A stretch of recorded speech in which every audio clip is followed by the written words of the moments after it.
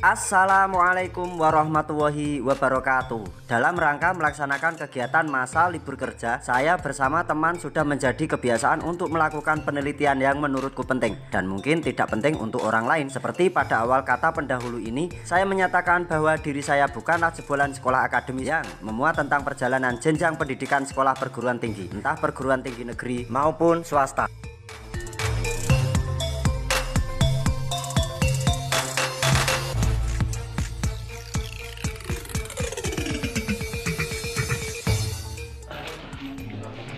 Cakep.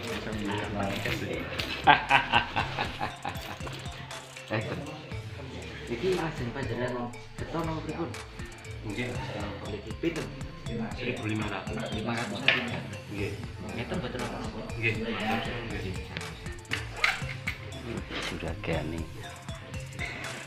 Juragan makam. Assalamualaikum warahmatullahi wabarakatuh. Masih bersama dengan saya. Tadi sebenarnya tidak ada niat mau belusukan makam sepuh khususnya. Saandelalah. Semalam saya ngabari Mas Yusuf. Tadi pagi Mas ya? Tadi pagi ngabari Mas Yusuf di rumah ndak, beliaunya ternyata di rumah. Akhirnya ketemu sama Mas Yusuf dan kemarin ada yang minta kita berdua kolaborasi tapi lewat channel Mas Yusuf. Beliaunya bilang seperti ini, Mas mbok kolaborasi sama Mas yang gondrong, tapi sekarang sudah cepak karena dimarahin Boe, diseneni Boe nek gondrong terus dikira kok genderuwo jari nek rambutnya panjang. Neng nek cepak yo sirahe bentuknya ngene iki bunder. Di sini kita sudah sampai di komplek pemakaman. Kalau yang sebelah selatan komplek pemakaman umum. Komplek pemakaman umum ini tapi auranya lumayan. Tapi lebih berat lagi auranya yang sebelah sini, yang sebelah utara. Nah, keberadaan kita hari ini ada di Dusun Pete ya? Dusun Pete, kecamatannya Pabelan. Nek desane Mas? Apa desane Pete? Dusun ya sini ya? Dusun Pete, tapi untuk desane kurang begitu paham. Sukoharjo apa Sukorejo? Antara Sukoharjo sama Sukorejo. Nah, kita akan masuk, kita akan lihat-lihat dulu tipe nisannya. Dengan cara seperti ini sebenarnya kita untuk pribadi saya juga Mas Yusuf ingin mengabdikan diri. Dalam arti mengabdikan diri bukan melakukan perbuatan-perbuatan yang dilarang oleh agama. Cuma saya dan Mas Yusuf, mungkin juga beliau-beliau yang mengawali tentang belusukan makam, mengerti rasa ucapan terima kasihnya itu seperti apa. Karena tanpa beliau ya mungkin kita tidak bisa apa ya istilahnya menghirup udara segar, menikmati apa ya jeripayahnya para pahlawan, hingga menurunkan orang-orang terpilih, sosok pemimpin yang tegas dan bijaksana seperti itu. Nah, kita masuk dalam, kita lihat nisan-nisan beliau, nanti kita tawasul ke dalamnya. Yuk, Mas. Makam Tumenggung Jayeng Rono masih tetap sama dengan kegiatan saat libur kerja, menyempatkan belusukan ke makam-makam dan tempat-tempat yang dikeramatkan. Tidak jadi persoalan tentang pemikiran orang lain dengan kegiatan yang saya lakukan ini, karena setiap penilaian orang lain memiliki pemikiran yang berbeda-beda tentunya. Pemikiran tersebut keluar berdasarkan tingkat kesadaran masing-masing. Tingkat kesadaran itu menghasilkan pemikiran antara positif dan negatif. Sebagai contoh pemikiran yang positif, 1. Masyarakat akan mensupport dan memberikan analisa berupa pendapat yang kemudian akan disampaikan lewat pesan. Support tersebut berisi tentang dorongan dan semangat untuk tetap melakukan kegiatan yang bermanfaat. Pendapat dari masyarakat biasanya berisi tentang bagaimana cara menindaklanjuti objek yang kita datangi. Yang kedua, memberi saran dan masukan mengembangkan objek tersebut. jika memang objek yang dimaksud memiliki sisi sejarah yang bermanfaat.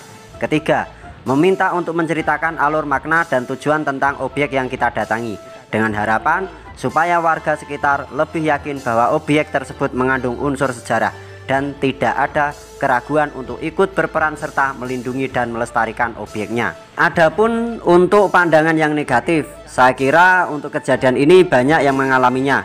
Mungkin dari teman-teman yang memiliki hobi dan kegiatan yang sama akan mendapatkan perhatian dan penilaian yang negatif. Penilaian negatif itu berupa doktrin yang mengarah tentang kemusyrikan, perkelenian, atau mencari benda pusaka atau benda bertuah lainnya. Karena tempat yang kita datangi tidak lain berupa kuburan kuno atau makam-makam sepuh, tempat-tempat yang dikeramatkan semacam bangunan kuno berupa reruntuhan candi maupun jejak masa kolonial. Dan itu sudah menjadi resiko dari kegiatan yang kita lakukan. Banyak hal yang perlu diketahui bahwa sesungguhnya kegiatan yang kita lakukan ini tidak lain hanya untuk mengenal sejarah kebudayaan bangsa, mendatangi, mengenali, dan melestarikan. Itu pokok tujuan yang utama. Mendata sebagai catatan pribadi, menulis dan membuat video, lalu mempublikasikan lewat media internet merupakan cara mengenalkan objek tersebut. Dan kita pun tahu porsinya, mana yang pantas untuk dipublikasikan dan mana yang jangan dilakukan untuk dipublikasikan. Sama halnya saat kita mendatangi makam-makam tua, kita bertujuan menziarahi, mendoakan orang yang sudah meninggal, dan berusaha mencari jati diri seseorang yang dimakamkan. Walaupun yang kita lakukan hanya sekedar mempelajari dan memvisualkan pahatan batu nisannya saja. Karena pada dasarnya kegiatan yang saya lakukan ini baik untuk diri saya, mungkin juga bisa dibilang tidak baik untuk orang lain. Jika mendengar nama-nama tokoh pada masa kejayaan kerajaan di Pulau Jawa, naluri terpaku dengan membayangkan kehidupan beliau pada masa itu, walaupun sekedar gambaran ilustrasi saja, seolah-olah kita ikut menyaksikan sepak terjang beliau memimpin suatu peradaban masa itu. Dan dari sini saya akan berusaha mengupas tentang siapakah beliau, Tumenggung Jayeng Rono tersebut.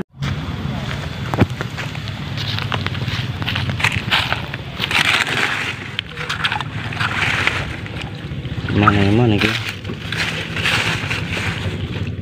Dusun Pete, Desa Sukoharjo, Kecamatan Pabelan, merupakan sebuah wilayah yang berada di sisi timur kota Salatiga. Wilayah tersebut memiliki jejak dari peradaban Hindu klasik hingga jejak peradaban Islam. Jejak Hindu klasik berupa benda cagar budaya dengan wujud watu lumpang, dan tapal batas wilayah berupa lingga semu atau lingga patok.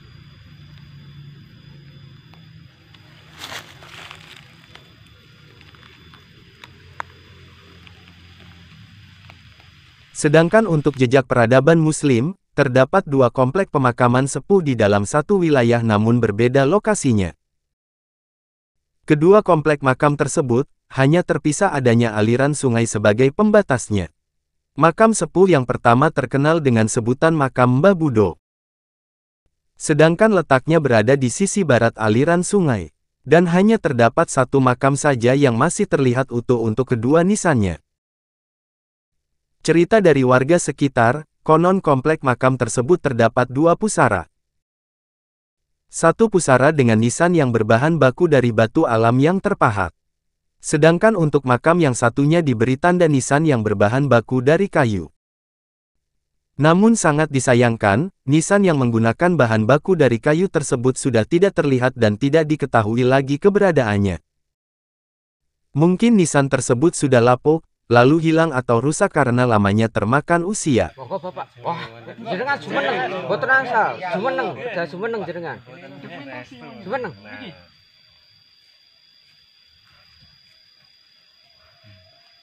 Aduh. Mboten apa-apa. Ketoke koyo diasing iki ngoten. Tunggal, kalih, 3. Pindah malih, tunggal, kalih, 3. Boleh? Tunggal, kalih, 3. Pripun? Antik jenengan. Kersane ketok nang opo? Kersane. Tunggal, kalih, 3. Pindah malih, tunggal, kalih, 3. Belum dapat diketahui untuk kelanjutannya, berhubung nisannya hanya terlihat satu pasang saja, kita tidak berani memastikan harus sama dengan cerita warga setempat. Akan tetapi, jika kita mengkaji ulang dengan melihat pahatan nisannya, seharusnya komplek makam Mbah Budo ada dua pusara. Kenapa demikian? Jika kita pelajari dan kita baca tipologinya, pahatan tersebut masih terlihat detail sampai saat ini. Dan memberikan keterangan bahwa, nisan tersebut diperuntukkan kepada tokoh yang berjenis kelamin perempuan. Jadi, tidak mungkin, ketika tokoh berjenis kelamin perempuan dimakamkan sendirian tanpa suaminya. Atau setidaknya, dikumpulkan menjadi satu dengan makam keluarga atau saudaranya. Kuat dugaan, yang diceritakan oleh warga ada benarnya. Jadi komplek makam Mbah Budo, seharusnya ada dua pusara tokoh penting yang memiliki pengaruh besar dan kuat di masanya. Selain komplek makam atau jejak peradaban Islam, di komplek makam Mbah Budo juga terdapat benda cagar budaya berupa watu lumpang. Dengan ukuran diameter tidak teratur, dan masih berbentuk batu alam yang tidak beraturan. Memiliki cekungan pada titik sumbu tengahnya. Berbentuk bulat atau lingkaran, dengan diameter 40 cm, dengan kedalaman 30 cm. Juga terdapat lingga semu yang difungsikan sebagai tapal batas wilayah. Keseluruhan benda cagar budaya tersebut tepat berada di sisi barat makam Mbah Budo. Berjarak kurang lebih sekitar 6 meter saja. Sedangkan komplek makam yang satunya berada di sisi timur seberang sungai yang memisahkan di antara komplek makam keduanya. Lebih dikenal dengan sebutan makam Tumenggung Jayeng Rono. Tidak asing dengan nama tokoh pendahulunya, yang dimakamkan di lingkup wilayah tersebut. Yang memiliki nama besar dengan kepemimpinannya, sehingga mendapatkan sebuah gelar sebagai sebutannya. Tumenggung Jayeng Rono, merupakan sosok tokoh yang pernah menjadi pemimpin yang dituakan dan dihormati. Terdapat 5 makam-makam tokoh pembesar di masa itu. Dalam tulisan ini, saya akan mengikut sertakan kajian tentang siapakah tokoh tersebut. Karena, pada tulisan yang sesudahnya, saya pribadi telah menyinggung dan membahas sepak terjang tokoh Tumenggung Jayeng Rono. Perihal demikian, kajian itu saya kutip dari beberapa narasumber yang menurutku sangat menarik. Karena bisa dijadikan perbandingan pokok inti bahasan, tentang mengenai gelar dan jabatan itu ada di masa pemerintahan siapa saja. Awal kedatangan kita yang pertama, pada tanggal 12 Maret tahun 2023 lebih tepatnya. Komplek makam ini sangat dikeramatkan oleh warga masyarakat setempat. Bahkan, sangat jarang sekali makam tersebut diziarahi orang. Di samping tempatnya wingit, atau angker, komplek makam tersebut juga tertutup rimbunan pohon bambu yang memberikan kesan horor yang terselubung. Dan sangat jarang bahkan tidak mungkin terkena sinar matahari karena rimbunnya pepohonan bambu yang menaungi hampir menyeluruh. Selain tempat dengan keadaan yang demikian, untuk kondisi makam pun sangat memprihatinkan, kurangnya perawatan dan perhatian dari warga masyarakat setempat. Terlihat dari nisan-nisan yang patah dan berlumutan. Melihat dengan keadaan yang demikian itu, kita mempunyai keinginan untuk membersihkan makam tersebut. Sowan ke makam untuk tahap yang kedua, terjadi pada tanggal 19 April tahun 2023, sesuai dengan rencana atau agenda yang sudah kita tetapkan sebelumnya. Yaitu, untuk membersihkan komplek makam dan mengangkat nisan dari tokoh-tokoh yang dimakamkan. Menyambung nisan yang patah, serta memberikan jirat ala kadarnya, dengan memanfaatkan material batu alam yang berada di sekitaran komplek makam. Tidak lupa, kita juga melibatkan tokoh dan warga setempat untuk melakukan kegiatan tersebut. Untuk kunjungan yang ketiga, memang membutuhkan waktu yang agak lama. Kemarin pada tanggal 17 November tahun 2024, kita, beserta warga dan beberapa tokoh masyarakat sekitar mengadakan bakti makam leluhur, dengan membangun makam dan menaikkan nisan makam-makam tokoh. Berawal dari komplek makam Mbah Budo. Setelah kita membersihkan, selanjutnya kita menaikkan kedua nisan tokoh tersebut. Dengan membangun jirat menggunakan bahan genting atap rumah, sumbangan dari salah satu warga dusun setempat.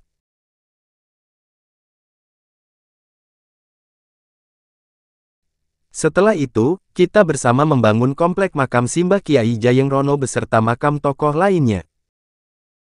Keenam tokoh sesepuh desa tersebut pernah hidup sejaman, pernah saling bertemu dan bersinergi di bidang sistem pemerintahan. Secara keseluruhan, bisa kita ketahui dari pahatan batu nisan, masih terlihat dengan jelas di antaranya. Yang telah memberikan informasi bahwa, keseluruhan tokoh tersebut pernah hidup bersama pada masa kejayaan Kesultanan Pajang yang dipimpin Sultan Hadiwijaya untuk nama gelarnya, atau Jaka Tingkir nama panggilan umumnya.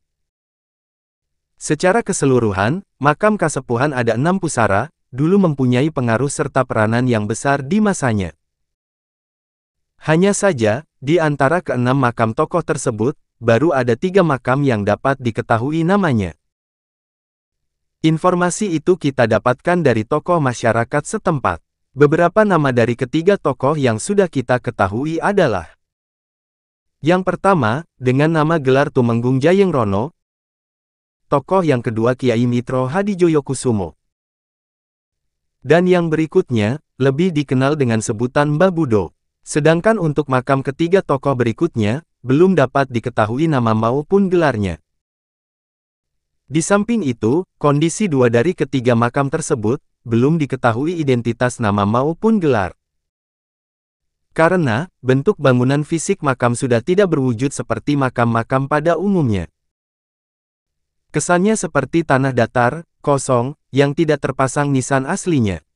Kebetulan, ada satu makam, terdapat pecahan material batu yang diduga komponen dari bangunan jirat, yang difungsikan sebagai penanda atau nisannya. Satu makam berikutnya, diberi tanda, dengan menggunakan tumbuh-tumbuhan dengan jenis yang berbeda. Satu jenis tumbuhan andong, dan yang satu menggunakan tumbuhan palem, yang difungsikan untuk penanda atau nisan. Di komplek makam sini, ada satu makam yang masih memiliki satu pasang nisan yang komplit. Makam tersebut bersebelahan dengan makam Tumenggung Jayeng Rono, dan berdampingan dengan makam beliau. Pahatan nisan yang menurut pribadi saya sangat istimewa, dan terlihat berwibawa. Tipologi tersebut terbaca dengan langgam masa peralihan yaitu, akhir Demak, awal Pajang. Dugaan, makam tokoh tersebut, pernah hidup di masa Pajang sejaman dengan ayah Jaka Tingkir yang bernama Ki Ageng Kebo Kenongo. Dan nisan tokoh inilah yang memiliki usia paling tua jika dibanding dengan nisan-nisan lainnya. Walaupun selisihnya hanya beberapa tahun saja. Dari nisan-nisan yang masih terlihat wujud pahatannya, 2 di antara keempat nisan memiliki ukuran yang berbeda. Nisan yang pertama, yang diduga kuat sebagai nisan Tumenggung Jayeng Rono. Dengan dimensi ukuran nisan pada bagian kaki ke bagian puncak mustaka, memiliki ukuran tinggi 55 cm. Dari bagian sabuk ke bagian puncak mustaka, ukuran tinggi mencapai 42 cm. Ukuran tinggi dari dasar kaki ke bagian pinggang mencapai 13 cm. Tebal sabuk pada nisan, di atas pinggang dengan ukuran 2 cm. Panjang kaki mencapai 30 cm. Ketebalan bagian kaki mencapai 15 cm. Tebal tubuh nisan 7 cm. Lebar tubuh nisan mencapai 24 cm. Sedangkan untuk nisan berikutnya, yang masih utuh dan rapi dari segi pahatannya, memiliki ukuran yang tidak sama dengan nisan Kiai Tumenggung Jayeng Rono. Sangat jelas terlihat perbandingannya. Nisan yang belum diketahui nama tokoh dan nama gelarnya. Tinggi nisan secara menyeluruh, dari dasar kaki sampai puncak mustaka, memiliki ukuran 42 cm. Ukuran tinggi nisan yang berikutnya, dari bagian sabuk nisan sampai mustaka bagian puncak dengan ukuran 30 cm. Panjang kaki mencapai 30 cm. Ketebalan bagian kaki mencapai 13 cm. Tebal tubuh nisan 6 cm. Lebar tubuh nisan mencapai 9 cm.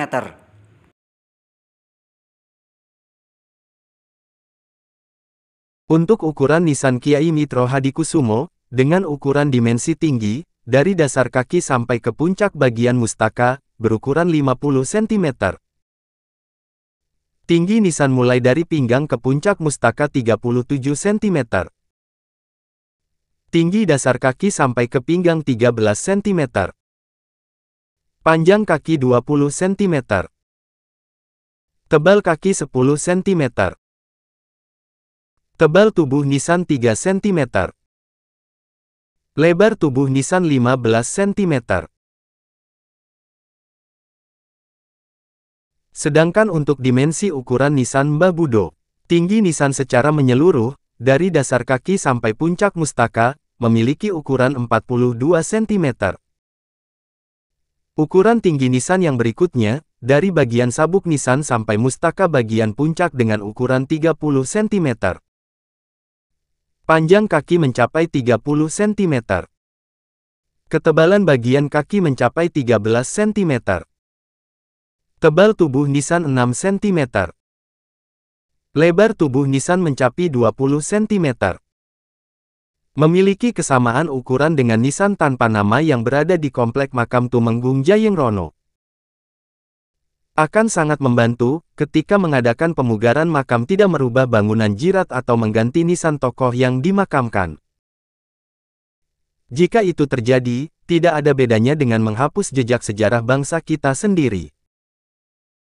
Mari bersama, kita lestarikan dan ikut berperan serta memberikan perhatian jejak-jejak leluhur Nusantara, yang menjadi warisan budaya untuk bangsa dan negara. Kenapa nama Tumenggung Jayeng Rono bukan cuma satu saja, melainkan banyak dari berbagai atau beda masa? Yang selanjutnya, apa peranan beliau pada masa pemerintahan yang masih berbentuk kerajaan? Yang terakhir, kenapa beliau dimakamkan beda komplek dengan pemakaman umum yang berada di satu tempat? Tumenggung Jayeng Rono adalah sebutan nama jabatan seorang tokoh yang dituakan, yang diberi wewenang dan kepercayaan karena mampu menjadi seorang pemimpin daerah pada masa sistem pemerintahan kerajaan. Jabatan Tumenggung juga bisa diberikan kepada salah seorang yang bukan keturunan dari bangsawan, melainkan dari kalangan rakyat biasa pun bisa memilikinya, apabila mempunyai keahlian atau kelebihan yang sekiranya bisa membantu dalam perlindungan dan keamanan negara atau kerajaan, semisal dalam strategi perang. Jika jabatan Tumenggung dipakai dalam sistem kemiliteran, maka jabatan tersebut masih di bawahnya senopati. Nama Tumenggung Jayeng Rono sering disebut-sebut oleh warga Dusun Pete, Desa Sukoharjo, Kecamatan Pabelan, Kabupaten Semarang. Nama Tumenggung merupakan nama yang disematkan oleh pejabat kerajaan pada masa itu, sebuah jabatan yang cukup tinggi untuk kepala daerah atau distrik, yaitu luas wilayahnya yang setara setingkat dengan kabupaten pada masa kepemimpinan Sultan-Sultan Mataram Islam. Semakin majunya zaman, nama distrik memiliki luas wilayah setara dengan kecamatan atau kawedanan. Kepala distrik atau kawedanan disebut dengan wedana. Perihal kekuasaan wedana terjadi setelah pasca perang Diponegoro pada tahun 1830. Nama Tumenggung Jayeng Rono yang muncul di berbagai wilayah di Pulau Jawa, khususnya Jawa Tengah dan Jawa Timur, yang banyak dipakai oleh orang-orang penting pada masa pemimpin yang berbeda.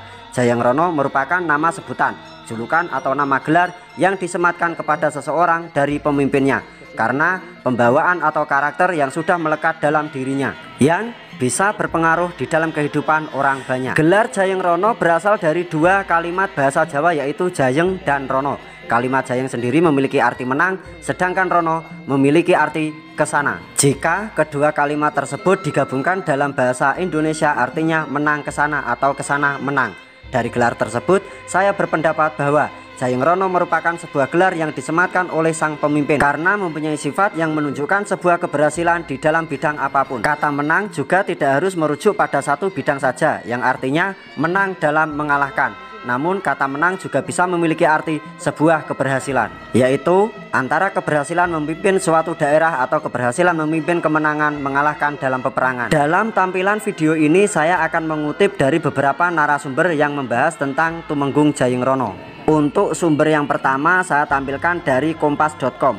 Menurut sejarah, Raden Tumenggung Jayeng Rono adalah putra dari Raden Mas Sasongko atau Adipati Haryo Metaun, Adipati dari Jipang atau Bojonegoro. Beliau masih terah dari Sunan Pakubuwono dari Garwo Selir. Beliau menyamar dari kebangsawanannya, bergabung dan menjadi rakyat biasa di desa Keranggan, Sukorejo, wilayah Ponorogo. Tepatnya pada tahun 1696. Di desa tersebut beliau membantu keamanan desa yang kala itu masih rawan. Pada saat Sunan Pakubuwono II mengungsi ke Ponorogo, beliau melewati desa Kranggan. Di situ Jayeng Rono bertemu dengan Sunan Pakubuwono. Permintaan Sunan Pakubuwono terhadap Jayeng Rono untuk ndereke, istilah bahasa Jawa, atau diminta untuk mengikutinya. Karena Sunan Pakubuwono yakin bahwa Jayeng Rono masih keturunan bangsawan. Terlihat dari sopan santunnya, halus dalam penyampaian ucapannya. Akhirnya Jayeng Rono ndereke sang Sunan untuk bertirakat dalam pelarian di daerah Pulung, Sawo, Bayangkaki, Tegalsari, Menang, sampai kondur atau pulang ke kerajaan untuk merebut tahtanya kembali. Sebagai hadiah karena jasa Jayeng Rono ikut membantu merebut tahta kerajaan, beliau dianugerahi jabatan sebagai bupati dan mendapat gelar Tumenggung pada tahun 1745. Kala itu Bupati Ponorogo Raden Subroto mempersilahkan Tumenggung Jayeng Rono untuk memilih tempat yang akan menjadi wilayah untuk membuka lahan. Daerah tersebut sekarang menjadi Siman, Melarak, dan Pulung. Kala itu bernama Kabupaten Pedanten yang berpusat di Patihan Kidul atau sisi selatan Siman. Untuk kutipan sumber yang kedua dari jaringan santri.com, ketika pasukan Sunan Kuning atau Mas Garendi yang dipimpin Kapiten Sepanjang dari arah Salatiga dan Boyolali berhasil menggempur benteng dan menguasai Kartasura pada bulan Juni 1742. Pakubuwono II dievakuasi oleh Kapiten Van Hohendorf dari VOC dan melarikan diri ke arah timur dan menyeberangi Bengawan Solo ke Magetan sampai Ponorogo. Peristiwa tersebut ditandai dengan Condro Sengkolo yang berbunyi Pandito 6 Angoyok Jagat, artinya raja yang kehilangan keratonnya. Dalam pelarian, Pakubuwono II kelelahan dan beristirahat di suatu tempat. Di sana beliau diberi badek atau air ketan oleh warga. Tempat persembunyian menjadi toponimi suatu daerah yang disebut dengan Badegan, arah barat alun-alun Ponorogo, yang berbatasan langsung dengan Kecamatan Purwantoro, Kabupaten Wonogiri, Jawa Tengah. Pakubuwono II melanjutkan perjalanan ke arah timur hingga menemukan sebuah padukuhan kecil dengan bangunan rumah yang sudah tertata rapi beserta alun-alunnya.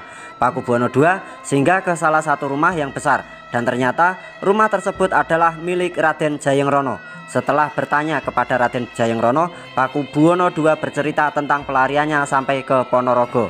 Setelah kejadian tersebut, Pakubuwono II mengetahui bahwa Raden Jayeng Rono masih memiliki trah keturunan dari Pakubuwono I, yaitu kakek Pakubuwono II dan terhitung masih paman Pakubuwono II walaupun masih seusianya. Raden Jayeng Rono adalah putra dari Raden Sasongko atau Adipati Arya Metaun, Bupati Jipang Bojongnegoro dengan istri Raden Ayu Putri Nyimas Sasongko, putri Bupati Ponorogo Martawangsa II. Adipati Arya Metaun sendiri adalah putra dari Pakubuwono I dengan istri Raden Ayu Kanastren, putri Raden Aryo Suroloyo, putri Panembahan Purwito, putra dari Pangeran Prawoto, putra Pangeran Trenggono, putra Raden Fatah Sayyid Panotogomo. Dalam hal ini Raden Arya Metaun bersambung nasab sampai ke Majapahit dari jalur Raden Bondan Kejawen, dari garis ayah, dan jalur Raden Fatah dan garis ibu. Adapun garis dari istri bersambung sampai Batara Katong Ponorogo. Jadi Arya Metaun bukan berasal dari Bre Metaun sebagaimana diduga oleh beberapa orang. Sumber kutipan dari Purwowijoyo Babat Ponorogo Jilid 3. Berikut sumber dari Pulungmania blogspot.com berpendapat tentang ulasannya. Raden Tumenggung Jayeng Rono adalah anak laki-laki dari Raden Mas Sasongko atau Adipati Haryo Metaun yang dulu pernah menjabat Adipati Jipang, Kota Bojongnegoro. Pada tahun 1696 Raden Tumenggung Jayeng Rono pindah dari Jipang ke Kota Ponorogo, tepatnya di Dusun Jayeng Rono. Diutus oleh Adipati Polorejo pada tahun 1708. Raden Tumenggung Jayeng Rono berpindah tugas di Ponorogo, lebih tepatnya sebelah timur, untuk menjadi staf kantor Adipati Ponorogo sampai tahun 1742. Pada tahun 1780 Raden Tumenggung Jayeng Rono wafat dan dimakamkan di komplek pemakaman yang bernama Jayeng Rono. Berikut kutipan yang saya ambil dari 3 narasumber yang berbeda namun memiliki pandangan yang sama. Jadi nama Tumenggung Jayeng Rono merupakan nama jabatan dan sematan yang diberikan oleh sang penguasa tunggal di dalam sistem pemerintahan berupa kerajaan, sehingga nama Tumenggung Jayeng Rono banyak dipakai oleh orang-orang sebelum dan sesudahnya, dan nama tersebut dapat kita jumpai di berbagai daerah khususnya di Pulau Jawa dan Madura. Orang-orang yang memiliki jabatan atau keahlian khusus tidak akan disebutkan nama aslinya. Kebanyakan yang sering dikenal malah nama sematan atau julukannya saja. Kenapa demikian? Karena nama tersebut sudah populer dan sudah banyak dikenal orang atau masyarakat yang dipimpinnya. Mungkin juga timbul pertanyaan kenapa makam sosok seorang pemimpin tidak dijadikan satu sekomplek dengan makam-makam pada umumnya. Karena dalam tradisi atau budaya pemakaman yang sudah diterapkan sejak Islam masuk ke Nusantara, penataan atau penempatan makam sudah dilakukan mulai dari yang dianggap sepuh atau tertua. Tertua di sini tidak memiliki dari segi umurnya, melainkan dari jabatan, pangkat tertinggi, dan derajat. Sama halnya komplek makam kasepuhan yang berada di Dusun Pete, Desa Sukorejo. Komplek makam paling ujung utara, baris pertama bersemayam Tumenggung Jayeng Rono beserta keluarganya. Baris kedua bersemayam para penasehat dan juga guru spiritual yang setingkat dengan alim ulama. Lalu untuk baris berikutnya pembesar era-era berikutnya. Jika kita melihat nisan Tumenggung Jayeng Rono, pahatan tersebut hampir menyerupai pahatan nisan Langgam Demak, walaupun sebenarnya memiliki perbedaan tipis dalam pahatan dan perbedaan waktu masa pengabdian. Nisan tersebut memiliki langgam yang disebut dengan langgam Pajang abad ke-16. Artinya Tumenggung Jayeng Rono adalah seorang pejabat pemerintahan dalam ketatanegaraan masa kerajaan Pajang. Jabatan beliau sekelas dengan bupati, kekuasaan yang beliau pegang pun setingkat dengan kabupaten. Analisa saya pribadi, jika memang benar makam Tumenggung Jayeng Rono berada di Dusun Sepete, Desa Sukoharjo, Kecamatan Pabelan, berarti eksistensi beliau di bidang pemerintahan sangat berpengaruh di kota Salatiga dan sekitarnya. Beliau menjabat sebagai Tumenggung di Salatiga dengan luas wilayah termasuk Kecamatan Beringin, Bancak, Suruh, Tengaran, Pabelan, Susuan, dan Tuntang. Pada masa kejayaan Kerajaan Pajang yang dipimpin Jaka Tingkir atau Sultan Hadi Wijaya.